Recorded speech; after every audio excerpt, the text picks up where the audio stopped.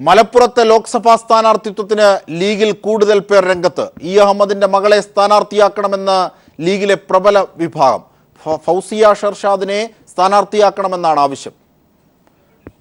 മലപ്പുറം ലോക്സഭാ മണ്ഡലത്തിൽ അഹമ്മദിന് യഥാർത്ഥത്തിൽ അഹമ്മദിന് ശേഷം മത്സരിക്കേണ്ടത് ഡോക്ടർ ഫൗസിയ ആണ് എന്ന രീതിയിലാണ് ഇപ്പോൾ ലീഗിലെ ഒരു പ്രബല വിഭാഗം വാദിക്കുന്നത്. ഇതിന് പ്രധാനമായും പറയുന്ന കാരണങ്ങൾ ഒന്നാമത്തത് അഹമ്മദിന്റെ മരണത്തിന് ശേഷമുണ്ടായ ദാരുണമായ സംഭവവികാസങ്ങൾ, അത് ആ കുടുംബത്തിൽ മാത്രമല്ല ലീഗ് പ്രവർത്തകരിൽ തന്നെ ഉണ്ടാക്കിയ വേദന, മാത്രമല്ല ഇന്ത്യയിൽ ഇപ്പോൾ ന്യൂനപക്ഷം നേരിടുന്ന പല പ്രതിസന്ധിയും മോദി ഭരണത്തിന് കീഴിൽ ആ ഒരു പ്രതിസന്ധിയുടെ ഏറ്റവും ഒടുവിലത്തെ ഉദാഹരണം എന്ന രീതിയിൽ ആശുപത്രിയിൽ ഉണ്ടായ തിക്താനുഭവങ്ങൾ, സോണിയാഗാന്ധിയും രാഹുൽ ഗാന്ധിയും വന്നതിന് ശേഷം മാത്രമേ അവർക്ക് മൃതദേഹം വിട്ടുവിടില്ല. അത്തരം കാര്യങ്ങളൊക്കെ തന്നെ ഡോക്ടർമാരുടെ ഭാഗത്തുണ്ടായ വീഴ്ചകൾ, ഡോക്ടർ കൂടിയായ ഫൗസിയും അവരുടെ ഭർത്താവ് ഷർഷാദും ഇക്കാര്യം വാർത്താ സമ്മേളനത്തിൽ ഡൽഹിയിൽ അറിയിച്ചിരുന്നു. ഇതിനെ തുടർന്ന് തന്നെ ഈ സംഭവങ്ങളുടെ ഒരു തുടർച്ച എന്ന രീതിയിൽ പാർലമെന്റിൽ മത്സരിക്കുകയും പാർലമെന്റിൽ എത്തുകയും ചെയ്താൽ ഇന്ത്യയിൽ ഒട്ടാകെ തന്നെ ന്യൂനപക്ഷങ്ങൾക്ക് വേണ്ടിയുള്ള ഒരു പോരാട്ടത്തിന്റെ ഭാഗമാക്കി അഹമ്മദിന്റെ മരണത്തെ മാറ്റാം എന്ന രീതിയിൽ മാത്രമല്ല ഇനിയൊരു സംഭവം ഇങ്ങനെ സംഭവിക്കാൻ പാടില്ല എന്നതിന്റെ ഒരു ദൃഷ്ടാന്തം കൂടിയാക്കാം എന്നുള്ളതാണ് ഫൗസിയെ അനുകൂലിക്കുന്നവർ പറയുന്നത്. ഇതിന് മലപ്പുറത്തെ മത്സരവുമായി ബന്ധപ്പെട്ട് മാത്രമല്ല ലീഗിൽ ഇതൊരു വലിയൊരു ശക്തിയായ ആവശ്യമായി ഉയർന്നു വന്നിട്ടുണ്ട്. ശരി.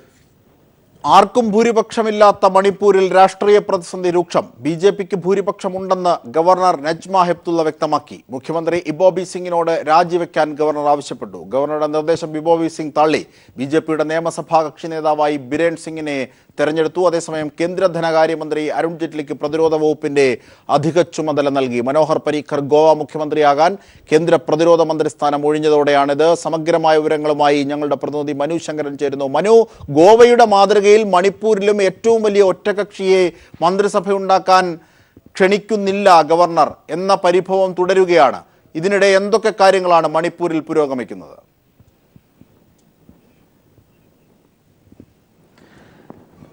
തൂക്കുമന്ത്രിസഭ കൊണ്ട് തൃശങ്കൂലായ മണിപ്പൂരിൽ എന്തായാലും ഇപ്പോൾ കാര്യങ്ങൾ വീണ്ടും BJPക്ക് അനുകൂലമാകുന്ന ഒരു രാഷ്ട്രീയ നീക്കങ്ങളാണ് നടക്കുന്നത്. ഗവർണർ നജ്മ ഹെപ്തുള്ള അല്പസമയങ്ങൾക്കകം BJPയെ സർക്കാർ രൂപീകരണത്തിന് ക്ഷണിക്കുമെന്നാണ് ഇപ്പോൾ ലഭിക്കുന്ന വിവരങ്ങൾ. നേരത്തെ ഇന്ന് രാവിലെ കോൺഗ്രസിലെ ചില പ്രവർത്തകർ മറ്റും അറിയിച്ചിരുന്നത് ഈ നിയമസഭാ കക്ഷി നേതാവായ ഇബോബി സിംഗ് ഗവർണർ നജ്മ ഹെപ്തുള്ളയുമായി കൂടിക്കാഴ്ച നടത്തി. ഇതിനുശേഷം സംസ്ഥാനത്തെ ഏറ്റവും വലിയ ഒറ്റകക്ഷിയായ കോൺഗ്രസിനെ സർക്കാർ രൂപീകരണത്തിന് ഗവർണർ ക്ഷണിച്ചു എന്ന രീതിയിലുള്ള റിപ്പോർട്ടുകളാണ് ആദ്യം പുറത്തു വന്നിരുന്നത്. എന്നാൽ രാജ്ഭവൻ വൃത്തങ്ങൾ ഈ വാർത്തകൾ പൂർണ്ണമായി തന്നെ നിഷേധിച്ചു. ഇതുവരെയും ആരെയും സർക്കാർ രൂപീകരണത്തിന് ഗവർണർ നജ്മ ഹെപ്തുള്ള ക്ഷണിച്ചിട്ടില്ല എന്നാണ് രാജ്ഭവൻ വൃത്തങ്ങൾ അറിയിച്ചത്. ഇപ്പോഴത്തെ സാഹചര്യത്തിൽ BJPയുടെ നിയമസഭാ കക്ഷി നേതാവായി ബിരേൻ സിംഗിനെ തെരഞ്ഞെടുത്തതായി BJPയുടെ സംസ്ഥാനത്തെ തെരഞ്ഞെടുപ്പ് ചുമതലകളുണ്ടായിരുന്ന ഊർജ്ജ സഹമന്ത്രി പീയൂഷ് ഗോയൽ തന്നെ വ്യക്തമാക്കിയിട്ടുണ്ട്. ഈ ഒരു സാഹചര്യത്തിൽ എല്ലാ കരുനീക്കങ്ങളും BJP സർക്കാർ രൂപീകരണത്തിനായി മാറ്റുന്നു എന്നാണ് മനസ്സിലാക്കേണ്ടത്. കോൺഗ്രസ് ഗവർണർ മുമ്പാകെ അറിയിച്ചിരുന്നത് നാഷണൽ പീപ്പിൾസ് പാർട്ടിയുടെ 4 MLA-മാർ തങ്ങളെ പിന്തുണയ്ക്കുന്നു എന്നാണ്. കേവല ഭൂരിപക്ഷത്തിന് 31 സീറ്റുകളാണ് വേണ്ടത്. BJPക്ക് 28 സീറ്റുകളാണുള്ളത്. ഈ നാഷണൽ പീപ്പിൾസ് പാർട്ടിയുടെ 4 MLA-മാർ കൂടി തങ്ങളെ പിന്തുണയ്ക്കുന്നു എന്ന് കോൺഗ്രസ് വ്യക്തമാക്കിയിരുന്നെങ്കിലും ഇപ്പോൾ നാഷണൽ പീപ്പിൾസ് പാർട്ടിയുടെ തന്നെ ജനറൽ സെക്രട്ടറി വിവേക് രാജ് മാധ്യമങ്ങൾ മുമ്പാകെ അറിയിച്ചത് തങ്ങൾ ഇതുവരെയും കോൺഗ്രസിനെ പിന്തുണച്ചിട്ടില്ല, ഗവർണറെ കോൺഗ്രസ് തെറ്റിദ്ധരിപ്പിക്കുന്നു എന്നാണ് വിവേക് രാജ് അറിയിച്ചിരിക്കുന്നത്. അതിനാൽ തന്നെ പ്രാദേശിക പാർട്ടികൾ ആരും ഇപ്പോൾ കോൺഗ്രസിനെ പിന്തുണയ്ക്കുന്നില്ല എന്നാണ് നീക്കങ്ങൾ നടക്കുന്നത്. ഈ ഒരു സാഹചര്യത്തിൽ BJPയെ സർക്കാർ രൂപീകരിക്കാൻ ക്ഷണിക്കുന്ന നീക്കത്തിലേക്ക് ഗവർണർ കടക്കുന്നു. അല്പസമയങ്ങൾക്കകം മണിപ്പൂരിൽ സർക്കാർ രൂപീകരിക്കാൻ BJP നേതൃത്വത്തെ ക്ഷണിച്ചേക്കും എന്ന് തന്നെയുള്ള സൂചനകളാണ് ലഭിക്കുന്നത്. 2 പ്രാദേശിക പാർട്ടികൾ, നാഷണൽ പീപ്പിൾസ് പാർട്ടി, നാഗ പീപ്പിൾസ് ഫ്രണ്ട്, രണ്ടും NDAയുടെ സഖ്യകക്ഷികളായ പാർട്ടികളാണ്. 2 പാർട്ടികൾക്കും 4 MLA-മാർ വീതമാണുള്ളത്. ഈ 2 പാർട്ടികളുടെയും ഒരു സ്വതന്ത്ര MLA-യുടെയും പിന്തുണ BJPക്ക് ലഭിച്ചു എന്നാണ് ലഭിക്കുന്ന വിവരങ്ങൾ. അങ്ങനെയെങ്കിൽ സുഗമമായി 31 കേവല ഭൂരിപക്ഷം BJPക്ക് മറികടക്കാനാകും. കൂടാതെ ഇപ്പോൾ ലഭിക്കുന്ന മറ്റൊരു സൂചനകൾ കോൺഗ്രസിലെ തന്നെ ചില MLA-മാർ കൂടി BJPയിലേക്ക് ചുവടുമാറി എന്ന വിവരമാണ് ലഭിക്കുന്നത്. അങ്ങനെയെങ്കിൽ സ്വാഭാവികമായും കൂറുമാറ്റ നിരോധന നിയമപ്രകാരം ഈ MLA-മാരെല്ലാം അയോഗ്യരാക്കപ്പെടും.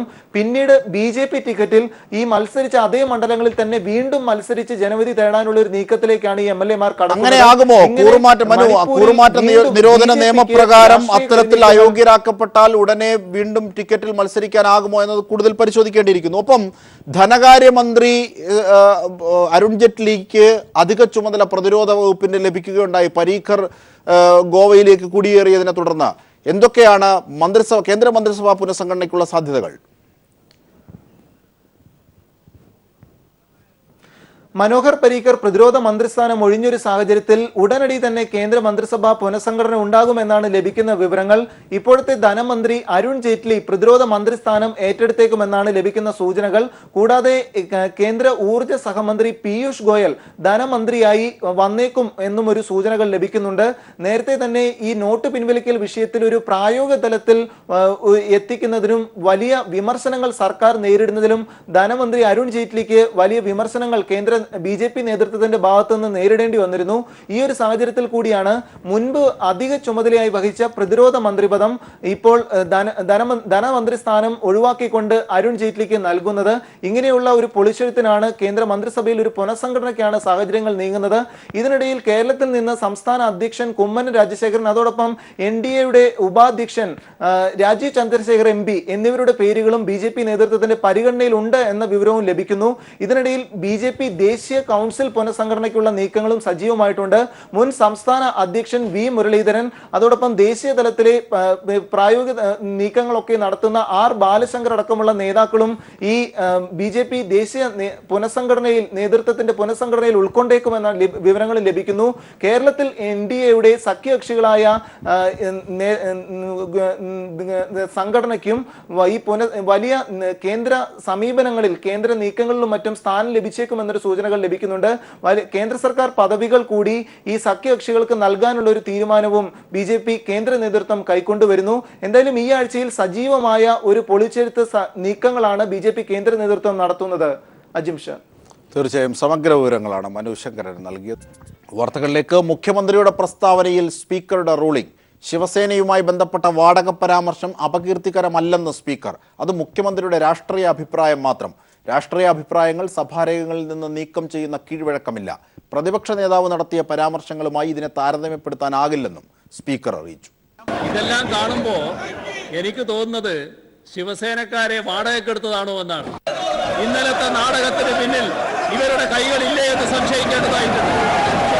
സദാചാര ഗുണ്ടായിസത്തിൽ പ്രതിപക്ഷത്തിന്റെ അടിയന്തര പ്രമേയത്തിന് മറുപടിയായി മുഖ്യമന്ത്രി നടത്തിയ ഈ പരാമർശം അപകീർത്തികരമല്ലെന്ന് സ്പീക്കർ റൂളിംഗ് നൽകി. മുഖ്യമന്ത്രി രാഷ്ട്രീയ അഭിപ്രായം സംശയരൂപേണ പ്രകടിപ്പിക്കുകയാണ് ചെയ്തത്.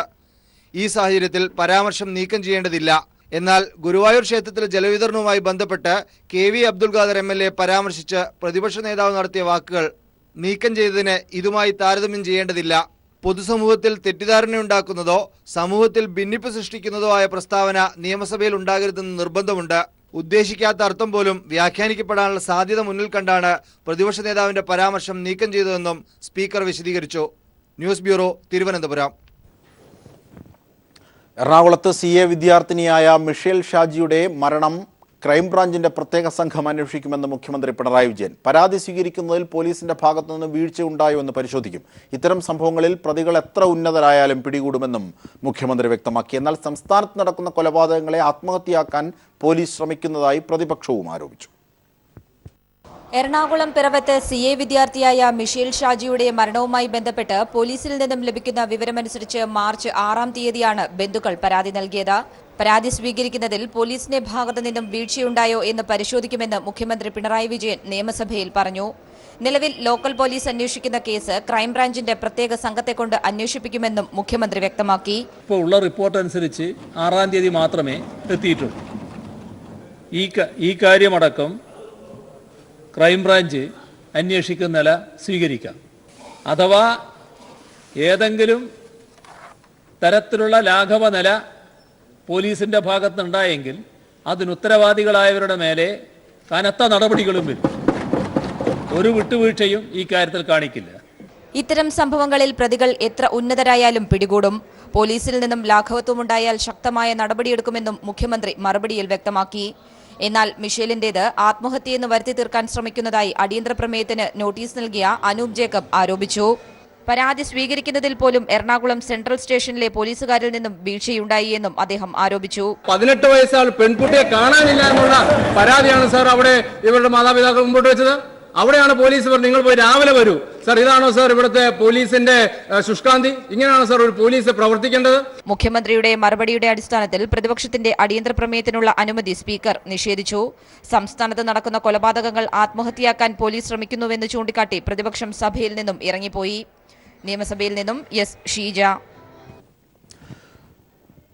മൂന്നാറിൽ പരിസ്ഥിതി നിയമം ലംഘിച്ച എല്ലാ കെട്ടിടങ്ങളും പൊളിച്ചു നീക്കണമെന്ന് നിയമസഭാ പരിസ്ഥിതി സമിതി. പരിസ്ഥിതി പരിപാലന അതോറിറ്റി രൂപീകരിക്കുന്നത് വരെ നിർത്തിവെക്കണമെന്നാണ് ആവശ്യം. കാർഷിക ആവശ്യങ്ങൾക്ക് നൽകിയ ഭൂമി മറ്റാവശ്യങ്ങൾക്ക് ഉപയോഗിച്ചിട്ടുണ്ടെങ്കിൽ പട്ടയങ്ങൾ റദ്ദാക്കണം. എന്നാൽ വീടുകൾ നിർമ്മിക്കുന്നതിന് ഇത് തടസ്സമല്ലെന്നും പരിസ്ഥിതി സമിതി ആവശ്യപ്പെട്ടു. മൂന്നാറിൽ ഗാർഹികേതര ആവശ്യങ്ങൾക്കുള്ള സ്ഥിരമോ താൽക്കാലികവുമായ എല്ലാ കെട്ടിട നിർമ്മാണങ്ങളും ഉടൻ നിർത്തിവെക്കണമെന്നാണ് നിയമസഭാ പരിസ്ഥിതി സമിതിയുടെ ശുപാർശ. പരിസ്ഥിതിക്ക് അപകടകരമായ കെട്ടിടങ്ങൾ പൊളിച്ചു നീക്കുന്നതിനുള്ള അധികാരം റവന്യൂ വകുപ്പ് വിനിയോഗിക്കണം. പട്ടയഭൂമി ഗാർഹികേതര ആവശ്യങ്ങൾക്കൊഴികെ ഉപയോഗിച്ചിട്ടുണ്ടെങ്കിൽ ഉടൻ റദ്ദ് ചെയ്യണമെന്നും സമിതി ശുപാർശ ചെയ്യുന്നു. ഒരു പൊതു പരിസ്ഥിതി സംരക്ഷണ വികസന അതോറിറ്റിയുടെ കീഴിലുള്ള നിയന്ത്രണങ്ങൾ ആവശ്യം. മൂന്നാറിലെ സ്വാഭാവികമായ കാലാവസ്ഥയുമൊക്കെ പരിക്കില്ലാതവണ്ണം സംരക്ഷിക്കാവുന്ന, മൂന്നാറിലെ ജീവിതത്തിന്, പാവപ്പെട്ട മനുഷ്യരുടെ, അധ്വാനിക്കുന്ന മനുഷ്യരുടെ ജീവിതത്തിന് ഉതകും വിധം ഇതെങ്ങനെ പ്രവർത്തന പന്ഥാവിൽ കൊണ്ടുവരാമെന്നതിനൊക്കെ പുതിയ ആലോചനകൾ വേണം.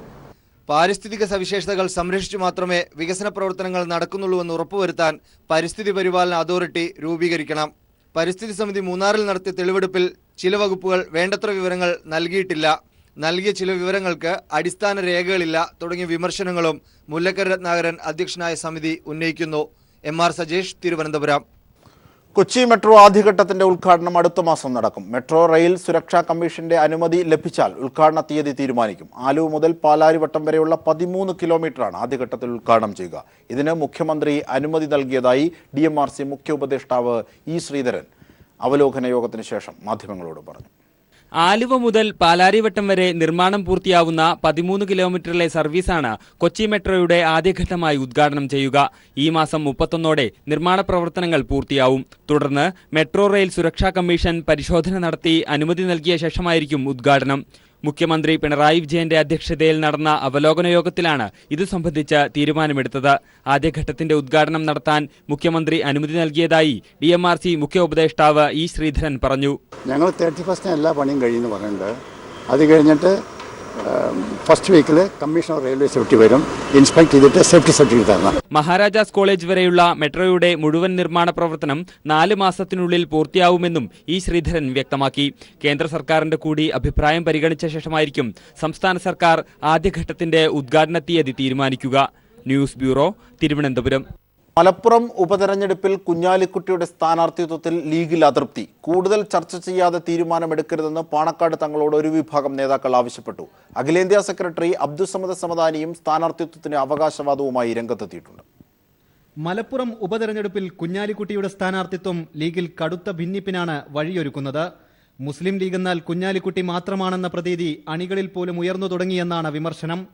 കൂടുതൽ ചർച്ചകളില്ലാതെ സ്ഥാനാർത്ഥിത്വത്തിൽ അന്തിമ തീരുമാനമെടുക്കരുതെന്ന് ഒരു വിഭാഗം പാണക്കാട് ഹൈദരലി തങ്ങളോട് നിർദ്ദേശിച്ചിട്ടുണ്ട്. ET Muhammad ബഷീറും Abdussamad സമദാനിയും MK മുനീറും KNA ഖാദറും അതൃപ്തി അറിയിച്ചു. ഇബ്രാഹിം സുലൈമാൻ സേട്ടിന്റെ മകൻ സിറാജ് സേട്ടിന് നൽകണമെന്നാണ് ഭൂരിപക്ഷ അഭിപ്രായം. എന്നാൽ സ്ഥാനാർത്ഥിത്വം തനിക്ക് അവകാശപ്പെട്ടതാണെന്ന് അഖിലേന്ത്യാ സെക്രട്ടറി അബ്ദുസമദ് സമദാനി പറയുന്നു.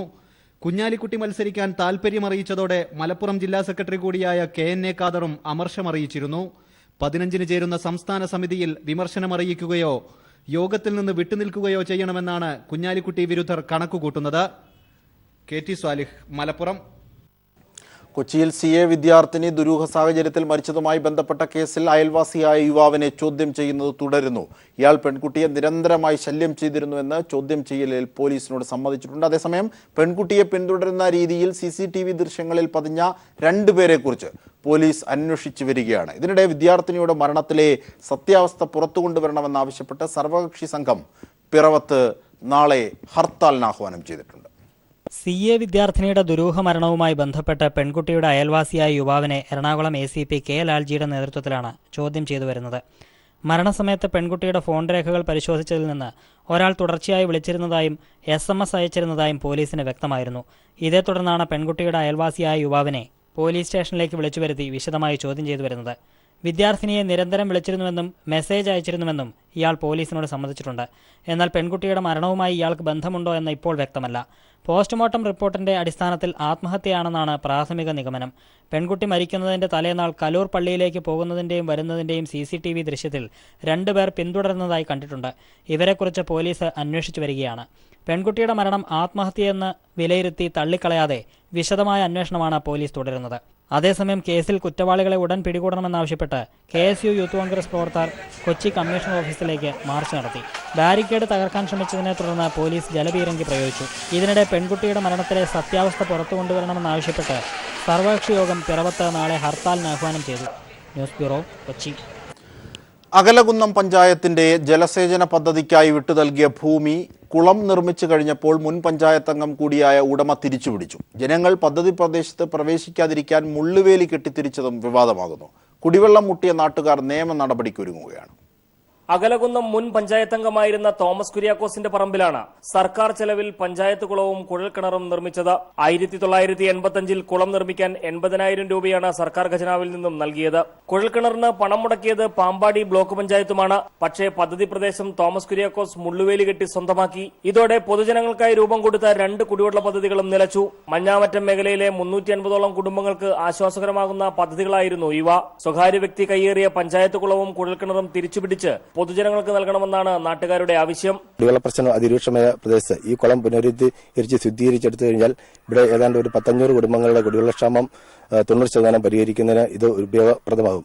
1995-2000 കാലയളവിൽ ജനകീയ ആസൂത്രണത്തിൽ ഉൾപ്പെടുത്തി കുളം 1.25 ലക്ഷം രൂപ മുടക്കി പുനരുദ്ധരിച്ചപ്പോൾ കൺവീനർ കൂടിയായ സ്ഥലമുടമ പദ്ധതിയിൽ ക്രമക്കേട് നടത്തി. ഒടുവിൽ കേസിൽ നിന്നും ഒഴിവാകാൻ പണം പഞ്ചായത്തിൽ അടക്കുകയായിരുന്നു. പഞ്ചായത്തിന് സറണ്ടർ ചെയ്ത കുളത്തിന്റെ ഉടമസ്ഥാവകാശം സർക്കാരിനാണെന്നും ഇത് ഏറ്റെടുക്കണമെന്നും ആവശ്യപ്പെട്ടാണ് മഞ്ഞാമറ്റം നിവാസികൾ നിയമ നടപടികൾക്കൊരുങ്ങുന്നത്. TP Prashanth, news bureau, Kottayam. Jisha വധക്കേസിൽ രഹസ്യ വിചാരണ നടത്താൻ കോടതി തീരുമാനം. എറണാകുളം പ്രിൻസിപ്പൽ സെഷൻസ് കോടതിയുടേതാണ് തീരുമാനം. കേസിൽ സാക്ഷി വിസ്താരം തുടങ്ങാനിരിക്കെ രഹസ്യ വിചാരണ നടത്തുന്നത് ഉചിതമെന്നാണ് കോടതി നിരീക്ഷിച്ചത്. പ്രതിഭാഗം ഇതിനെ എതിർത്തിട്ടുണ്ട്. എന്നാൽ സാക്ഷികളുടെ സ്വകാര്യതയും മറ്റും കണക്കിലെടുത്ത് രഹസ്യ വിചാരണ നടത്താൻ കോടതി തീരുമാനിക്കുകയായിരുന്നു. സംവിധായകൻ ദീപൻ അന്തരിച്ചു. വൃക്കരോഗത്തെ തുടർന്ന് കൊച്ചിയിലെ സ്വകാര്യ ആശുപത്രിയിൽ ചികിത്സയിലായിരുന്നു. സംസ്കാരം നാളെ തിരുവനന്തപുരത്ത് നടക്കും. പുതിയ മുഖം, ലീഡർ തുടങ്ങിയ സിനിമകൾ സംവിധാനം ചെയ്ത യുവ സംവിധായകനാണ് ദീപൻ.